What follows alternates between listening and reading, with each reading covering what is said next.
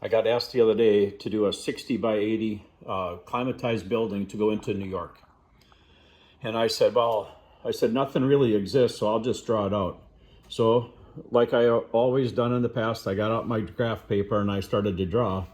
And so what I'm going to do here is I'm going to tell you everything that I can about this 60 by 80 building. But this could be a barn-dominium, this could be a pole barn, this could be a commercial building, this could be a house, this could be every single thing.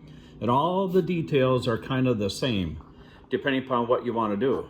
So I'm going to use my little pointer here to try to explain all I can, but doing this in landscape view, I'm not able to just rotate my phone. So to show you the whole thing, I'll post some pictures of this in the first comment so that you can see. I'll break the bottom part out and the top part. Okay, so here's what they did.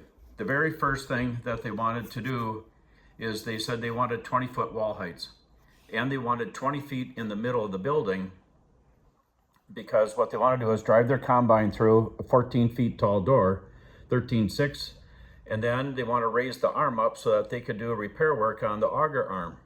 So I said, okay, so I have 20 feet tall in the middle, a 14-foot garage door. They wanted 3 garage doors across the front. I said, why are we doing 20 foot tall on the wall?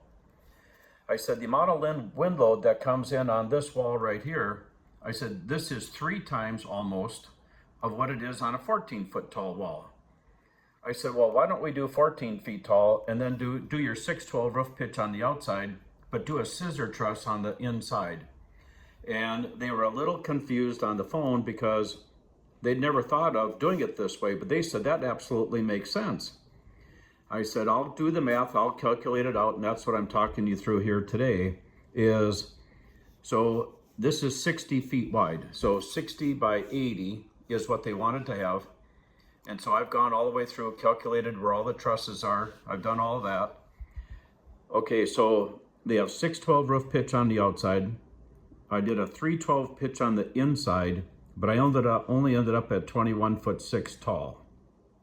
So this will probably have to go to a 3.5 12 or maybe a 412. But this is an industrial grade roof truss, probably made with 2x10s or 2x12s. In order to be able to clear span the 60 feet. Okay, no problem, it's an agricultural building, or a residential building, whatever you want this to end up being. Okay, so they said, okay, yep, let's drop that down to 14 feet. I said, the amount of money that you just saved on 14 to 20 feet tall, I said, that's probably $35,000 to $40,000 in money. I said, that'll go a long ways to paying for this roof, because I'll show you how we're going to do this roof. Because you got to remember, they want this thing climatized.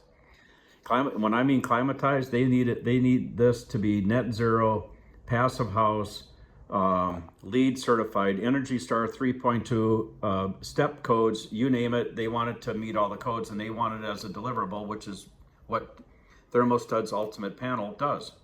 And by the way, if you're going to keep on listening, here's my contact stuff. You can get a hold of me at carbonless.org, and you can find me there.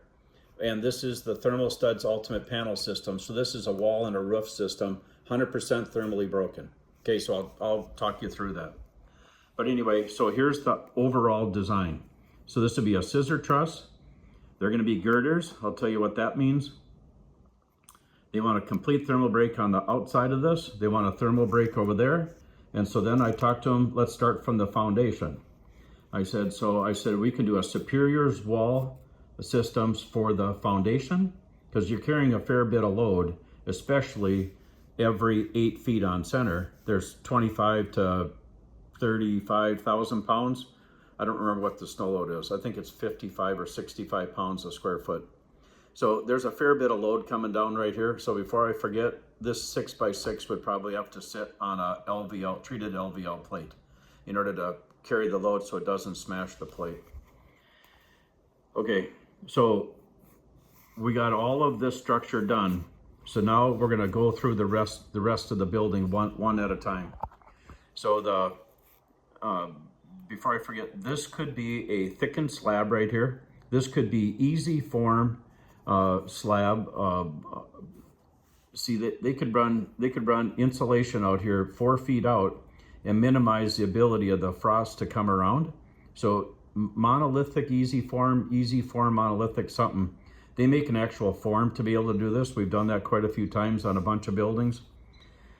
So that works, at least for Minnesota, where I'm from. I'm now in Chattanooga. So Georgia gets hotter and blazes down here. Okay, so I'll start from the roof. So what they want is ice and water shield on the roof. I have all this written down right there. They're gonna do a metal roof on top. We're gonna do a drain strip on top of that because they want all the passive venting, because the drain strip has been proven to reduce that roof temperature by 19 degrees. We have that on thermalstuds.com. We have that whole video. Then they're gonna use 3/4 inch plywood up on the roof deck. They want a 2-inch thermal break through all of the framing members, but they want us to preload that roof with an R49. So in order to do this assembly, we had to do 2x8s for the panel itself, because that way they can run all the electrical right through here, and they can still shove in a R13 bat of insulation or something. They'll be able to get the average roof here, I would imagine, near 70 by their time that they're done. So here's the double girder truss. So 2 trusses together. These will be screwed together in the field. And then the TSUPS panel sits on the inside. And here's the other panel, and they're split right there. So when this panel goes in, they'll run, in the field, they'll run screws right through here in order to fasten the roof down. But if you actually run a screw horizontally right through here, this is in shear. So for uplift, if you can get screws in shear, that's triple the amount of wind load that you can handle versus a screw just in withdraw. So once this panel goes in, they just take out a 6-inch piece of the ice and water shield and cover up that seam. And then your whole roof is dried in as fast as you can drop these panels in. What's interesting what they're gonna do is they're gonna build this whole entire thing as one big, huge cassette. So these are split. So they're gonna put one truss, and they're gonna take our panels, 1, 2, 3, 4, because they're gonna come 8 feet by 16, and they're gonna put the panels in place right away, and they're gonna set this whole cassette as one. And they'll do this one first, and then they'll put the outside one on, and then they'll work their way down the building all the way across.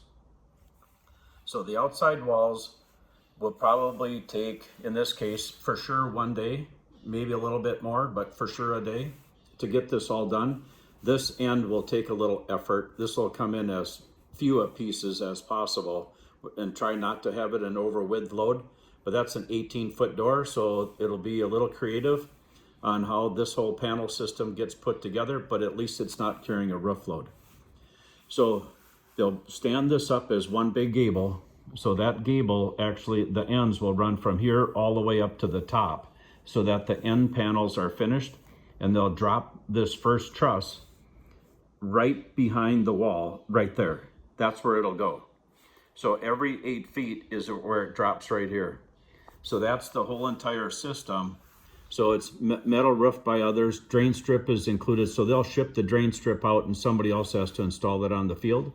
Ice and water shield or something close to that, 3/4 inch plywood, 2-inch thermal break, and an R value of 49 right away. Because it's cheaper for the licensees to go ahead and put that R49 in right away than it ever is to get somebody to come back and spray foam that in.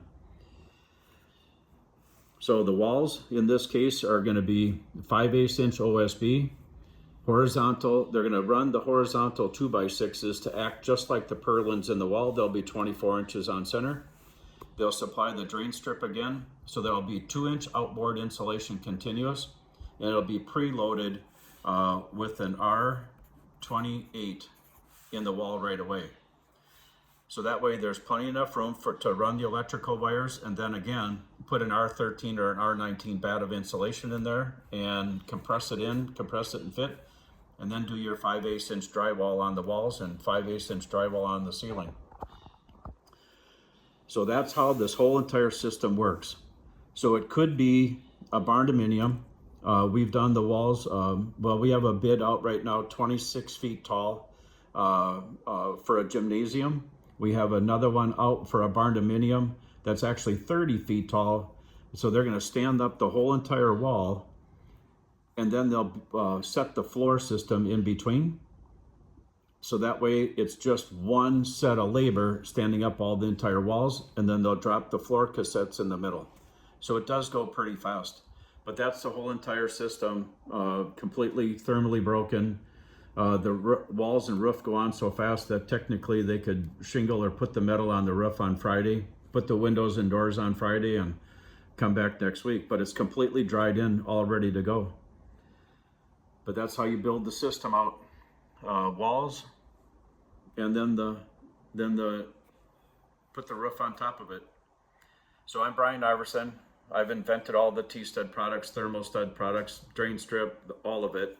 I'm a energy efficiency guy, and there's a come time and a place where you want to leave a legacy behind, and that's what I'm pushing to go do, and picking up followers. So like the video and share it, and you can get a hold of me, carbonless.org.